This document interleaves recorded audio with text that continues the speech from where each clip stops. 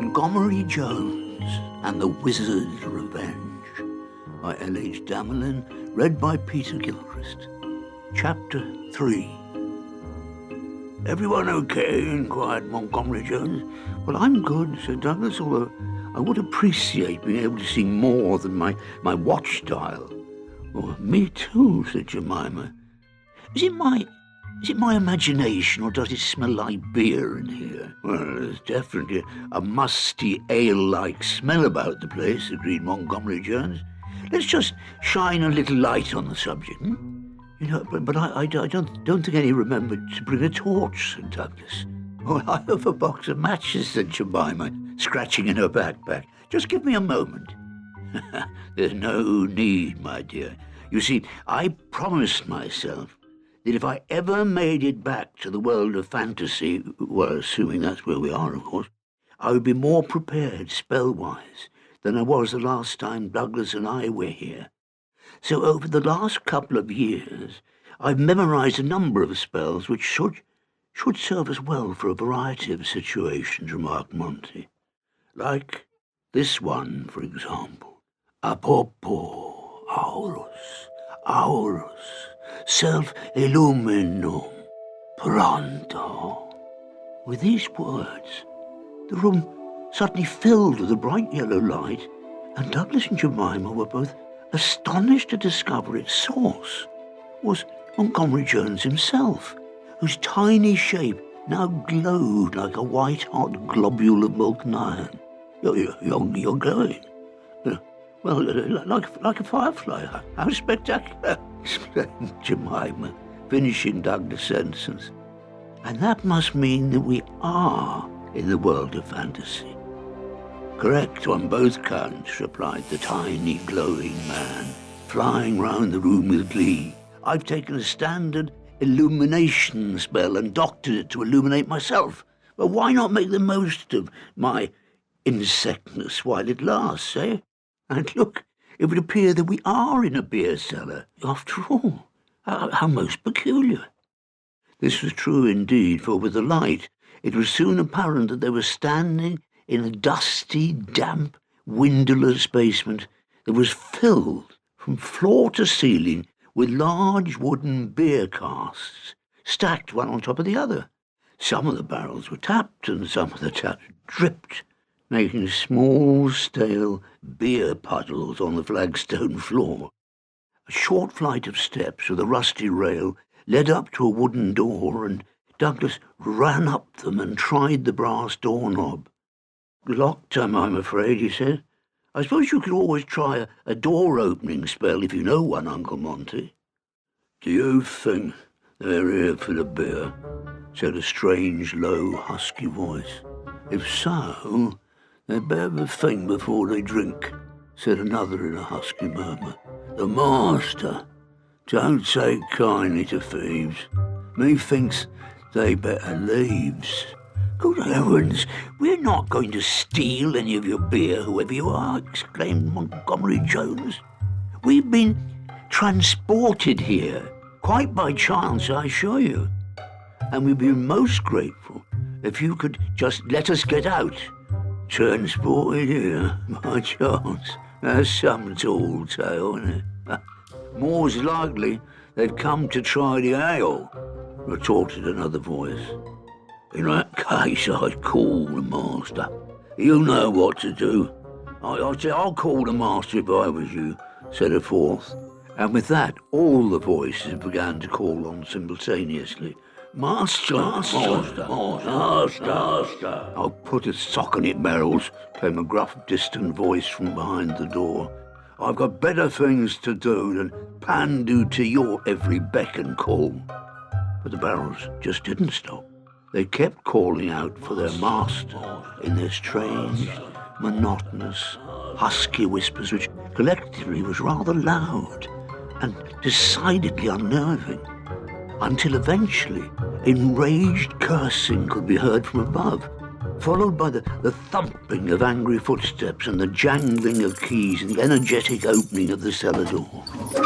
Framed in the doorway, and illuminated by the orange glow of the lamp he was holding, was an enormous man with a dirty white apron, a bristly moustache, and an angry scowl. "Can't the soul have a moment's peace?" he boomed. "I warn you, if you call me down here for no good reason, I'll make firewood out of the lot of... What the devil are you doing in my cellar?" he suddenly roared, registering two strangers and the firefly-like creature in his basement. Good morning to you, sir," said Montgomery Jones, flying up to the man and perching on the iron rail at the top of the stairs. "My name is Montgomery Jones, and this is my nephew Douglas Walker and his friend Jemima Hall. I may not currently look like one in my current state, but I assure you I'm a renowned inventor and explorer. We were transported to your world only a few moments ago from the world of reality. Now, as I was trying to explain to your barrel friends over there, it seems that we have ended up, quite by chance, in your cellar." "A tall tale if ever I heard one," exclaimed the man. "You are shape-shifting beer thieves, you are. Come to help yourself to me ale without paying. And that's the sum of it. I've seen your kind before, transforming yourselves into flies, and so you can get through keyholes and steal people's merchandise. But you didn't reckon on me talking barrels, giving the game away, did you?" he shouted, making a grab at Monty with a huge, thick-fingered hand. Good grief, there's certainly no need for that," exclaimed Monty, dodging out the man's swiping digits. "I assure you, our intentions are completely honourable." "Well, my intentions is to feed you to me pet amphibian," said the man, taking another swipe at the tiny, glowing, zigzagging Montgomery Jones. "This is not going to end well," said Jemima to Douglas in an urgent whisper. "I can see that," replied Douglas. "But I know of someone who can help, or at least I think he can." He took from his pocket a small, tarnished silver amulet with a pink rose quartz stone and whispered the inscription that was engraved on its back. "Muggins, Muggins, hear my plea. I need your help most desperately. In dire straits I am indeed. Come to my assistance with great speed." With these words, the amulet began to hum and glow, and then with a bright red flash there appeared none other than Muggins McTarry, the wonderful Scottish leprechaun, with his pointed shoes and large brass buckles, tartan kilt, an embroidered blazer with silver buttons, and a mischievous smile. "Hello, dear Douglas, my boy," he exclaimed joyously. "Only 5 minutes back in the world of fantasy, and already a bit of a pickle, I see," he remarked with a chuckle. "Well, don't fret. I know this fella. He's a good man, a bit excitable to be sure, but don't worry. I'll sort him out." And then he disappeared. In an instant, he reappeared behind the enraged and red-faced innkeeper, who was now trying to swat poor Montgomery Jones with his rolled-up apron. "Albert Frogmore, am I right in presuming your ale's still the best in the country?" he said, jumping up and giving the huge man a hard slap on the back. "Muggins McTarry, as I live and breathe," explained the man, completely forgetting what he was doing. "Of course it is. But you've come a bit early for some. We only open at noon, and as you can see, I've got my hands full with some nasty, shape-shifting beer thieves." "Beer thieves? Don't be daft, Albert. They're my friends, and a more honourable lot you'll seldom come across. Now, bend down, lend me your ear, and I'll tell you a little something about them," said Muggins, with a grin. So Mr. Frogmore bent low, and Muggins began to whisper in his ear. And as he listened, the burly innkeeper's expression began to change to one of bemusement and wonder. "Escape from the clutches of the Wizard of Gamorphis, eh? Freed you from being a tree, you say?" he exclaimed with a chuckle. "Well, that's the darndest thing I've ever heard. Sounds like you're honourable folk after all. The name's Albert Frogmore, proprietor of the Bantering Barrel and Bullfrog Inn, in which you find yourself, and I'm at your service."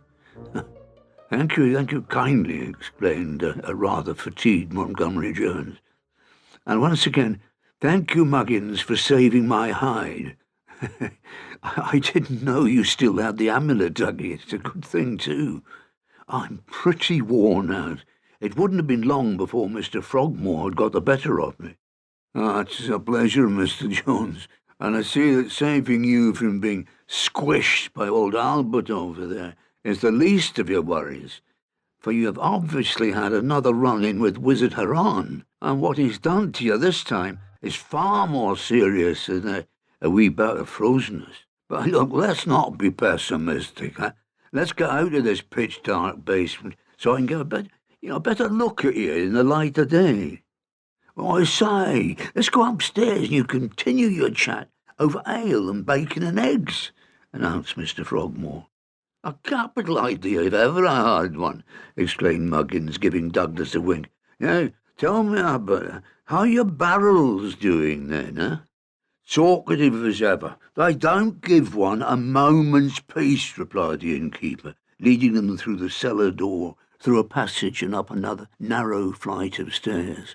"But without them, the ale wouldn't have the whatever it is that draws people in from miles around to sample it. So I shouldn't complain, really." "And what about the old fella?" "A royal pain in the behind, if you ask me," exclaimed Mr. Frogmore, now leading them through the kitchen and into a substantial sitting-room with a number of tables and chairs, a bar, low ceiling with large wooden beams supporting it, and a cheery fire burning in the hearth. "But you can't call a place the Bantering Barrel and Bullfrog Inn without a bullfrog. Now, can you, Sylvester?" he added with a look of annoyance aimed at the far corner of the bar. Then, after bidding them all to sit at the table near the fire, he went into the kitchen to make the promised breakfast. "Who was Mr. Frogmore talking to?" asked Douglas. "That's his Mancunian bullfrog, Sylvester," replied Muggins. "It's over there, in that corner on a bar stool, fast asleep. That's why you can't see him. Mancunian bullfrogs are invisible to most when they're asleep. No, I wouldn't go and wake him if I were you. His sort can be quite of a handful at the best of times." But as Muggins said these words, there was a strange, otherworldly croaking yawn. And to everyone's amazement, there materialized on the bar stool to which Muggins had indicated a huge, dark green frog about the size of a Labrador, wearing a dirty old paisley necktie with irregular patches of orange and yellow all over its soft, slimy skin. The frog yawned, revealing rows of razor-sharp, crooked, yellow teeth, and then opened its lids to reveal a pair of cat-like, almost luminous golden eyes that peered cunningly around the room. "Hungry," remarked the frog in a slow, deep, croaky voice. And then its eyes fixed on Montgomery Jones, who was perched on a salt cellar in the middle of the table, and who still glowed slightly. "Uncle Monty, I think you should get into my coat pocket immediately," said Douglas, staring at the frog, who was still staring fixedly at his minuscule uncle. Quite right, my boy," said Monty. But it was all too late. In a flash, the frog had bounded off the bar stool, landed on the table around which everybody was sitting, sending knives and forks and side plates clattering and smashing to the floor. Then, as quick as lightning, it opened its huge mouth and swallowed Montgomery Jones and the salt cellar he was on in one deft gulp. "Oh, my gosh!" He's eaten Monty, yelled Jemima. Spit him out, you brute, she screamed, making a grab for the frog. Don't be daft, exclaimed Muggins. It'll snap off your fingers. What have you done, you devilish frog? Roared Albert Frogmore, rushing to the kitchen after hearing all the commotion. He's eaten my uncle. Do something, for crying out loud, shouted Douglas. Spit him out, or to be hell to pay, shouted the innkeeper, where the frog just sat on the table with a smug look on its face, gulped twice and said, Tasty, in its deep, croaky voice. Then it bounded off the table and back onto its stool in the corner of the bar. Can't you help him, Muggins? Pleaded Jemima. I could do many things, but bringing folk back from the dead is not one of them. I'm so sorry, my friends, said Muggins with a sad shake of the head. Oh my, what a terrible, terrible thing, exclaimed the dismayed Albert Frogmore. You abominable amphibian, I've a good mind to turn you out for good this time. Still hungry? More food, demanded the frog. More food, say, shrieked Albert Frogmore, now quite beside himself with rage. Chew on this. And then he lunged at the frog with a large frying pan he was holding. But the bullfrog effortlessly launched itself off the stool again and onto a table on the far side of the room. No need to be nasty, said the frog matter-of-factly, sitting on the table as if quite blameless in the whole affair. But then something strange happened. Sylvester began to look decidedly uncomfortable. He sat up, his eyes wide, his head cocked to one side. Then he began to bob his head up and down, like a jack-in-the-box. Soon he was making desperate croaking noises and pawing frantically at the left side of his face with the front foot. Be a good froggy. Open up wide and let me out, said a faint voice that appeared to be coming from inside the frog's head. Never, croaked Sylvester defiantly. Then I guess it's more of the same treatment for you, replied the voice. And with that the frog began to jump up and down in obvious pain, yowling, croaking in immense discomfort.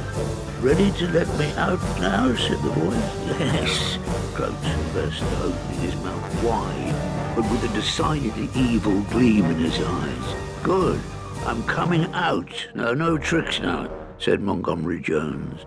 And out he flew, looking rather the worse for wear, with one slightly torn wing and covered from head to foot in a yellow-brown mucus, but surprisingly sprightly and feisty for someone who'd just been eaten by a monstrous frog. Uncle Monty, shouted Douglas and Jemima ecstatically. Hello, my dears. Thought I was a goner, did you? Well, you shouldn't discount your old uncle too soon. I've always got a few tricks up my sleeve, he said, landing on their table with a triumphant aerial somersault. Oh, thank merciful heavens, exclaimed Muggins. Sylvester, you keep away from Mr. Jones now. You've learned your lesson. Don't make any more trouble, do you hear? But the frog was having none of it. He gave Muggins a withering stare, fixed his eyes on Montgomery Jones, and then with a defiant, enraged croak, made ready to leap off the table he was on and attack the tiny man for a second time. Of course, this never happened, for as Sylvester bounded off the table, there was a sudden flash of green light, and the frog crashed to the floor, still and lifeless and solid stone. I'm sorry, Mr. Frogmore, I've had to petrify Sylvester, but I think you'd agree he had it coming. I also think it's best he stays that way for the time being. I can always revitalise him at a later date if it suits. Oh, Mr. McCharry, you've done me the greatest of favours. That frog has been nothing but trouble for a very long time, and I'll be more than happy if he stays this way indefinitely, pronounced the innkeeper with a relieved smile. Good. That's that then. From now on your establishment shall be known as the Bantering Barrel and Jade Bullfrog. For it was jade I turned him into. It's a lovely green stone, after all, and well suited to his skin colour, I dare say. Well, I know it's a name that's a little less alliterative, perhaps, but I'm certain it'll be more welcoming to the tiny folk of all persuasion, said Muggins with a chuckle. And speaking of which, how in heaven's name did you manage to survive being eaten by a Mancunian frog, Montgomery Jones? I was going to ask exactly the same question, said Douglas. I can't believe you're still alive, Uncle Monty. Well, I have two factors to thank for my survival, replied Montgomery Jones, busy washing himself in the finger bowl, full of hot, soapy water that Mr. Frogmore had kindly provided. You see, the first is my firefly-like glow, which allowed me to see what was going on inside the frog's mouth when he closed upon me. And the second was all thanks to Sylvester's extremely poor oral hygiene. I assume he never brushed. No, never, said Albert Frogmore. He was a disgusting creature, if you must know. Well, his not taking care of his teeth was my saviour. You see, when I found myself inside the frog's mouth and that huge tongue began to push me towards the enormous, crunching, stabbing stalactite-like teeth, I was sure it was tickets. But then I saw something dark on the side of one of Sylvester's molars and realized it was an enormous cavity. Can you believe it? A cavity so large it was big enough for me to half squeeze into and save myself from being chewed and swallowed. So I waited for my opportunity. I set down the tongue and wedged myself into that decayed tooth in the nick of time. All I can say is that being inside the cavity of a rotten tooth, which is filled with the most vile and putrid substances imaginable, ranks as the most disgusting experience I have ever had to endure. But the upside of it all was that I discovered the tooth's exposed nerve, and after giving it a few good punches, caused the frog such toothache he had to let me out. It's as simple as that, concluded Montgomery Jones with a chuckle. That's the most remarkable thing I've ever heard, and you, Professor Jones, are hands down the most amazing person I've ever met, exclaimed Jemima. Thank you, my dear. I have been very flattering, said Montgomery Jones, clearly embarrassed. But I have to say that the insect-related adventures that I'm having are becoming a tad tedious. Mr. McTarry, is there anything you can do to turn me back into something resembling my former self? I'll do my best, Mr. Jones, but the wizard did a real number on you this time, and there's no knowing how my efforts will turn out. Well, let's give it a bash anyway, said Muggins. Now, Mr. Jones, I want you to look at my pretty candle. Beautiful flame, hasn't it? Remarked the leprechaun. And as he spoke, a candle appeared in the palm of his outstretched right hand, with a dazzling blue-purple flame. It's beautiful, all right. I must take a closer look, said the tiny man, clearly mesmerized by the flame, and soon he was flying around it in ever smaller circles. It's so bright, he said, flying faster and faster, nearer and nearer for the flame, until it seemed, to those who were watching, that he had become a blur, a sort of cone of light, mixed up with the light of the candle. Wonderful! Wonderful! Exclaimed Muggins excitedly, and he hastily put the candle onto the floor, stepped back, and began to chant. Moth to candle, moth to flame, come and play the circle game. Moth to candle, moth to light, come and put the wrong to right. And suddenly there was a rustling and tapping against the windows of the inn. Hey, hurry up, Mr. Frogmore. Open the window. Let them in before it's too late, shouted Muggins excitedly. So the landlord ran to the window and hastily pushed it open. And as he did, hundreds of large brown moths flew into the room and began to fly around the bright, hazy light. "That's right, my pretties. Fly round the light, take back what's yours and go," cried Muggins. And soon countless moths were circling the candle, so that all that could be seen was a brown, swirling mass of them. And then a moment later, they'd flown out of the window, and the candle was gone, and there stood Montgomery Jones, a bit dazed and dizzy, but no longer an insect. "How fantastic! I'm fully human again. I'm back to my old self," he remarked. "Muggins McTerry, I cannot thank you enough for reversing that awful spell." "But, Uncle Monty, you're not back to your old self," exclaimed Douglas. "You may be the right size, free of wings and feelers, but you're still really old. You're white-haired and wrinkled as ever." "I may look like it. I certainly don't feel it, my boy." "I'm sorry, Mr. Montgomery Jones. This is exactly what I feared," admitted Muggins. "You see, my moth friends have removed the insect and restored you back to your original human form. But they've been unable to give you back your time." "Do you mean that Monty may be human again, but he still has the lifespan of a part-mayfly?" exclaimed Jemima. "That's it in a nutshell, Miss Hall," said Muggins. "Oh, my, and I've only a few hours left," cried Monty. "Well, about 12 hours by my reckoning," confirmed the leprechaun.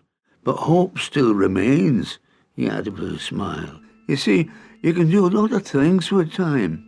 You can stretch it, you can squash it, you can twist it, you can weave it, find it, lose it, waste it, and spend it. But no one, not even the most powerful sorcerers, can destroy it. Time is indestructible.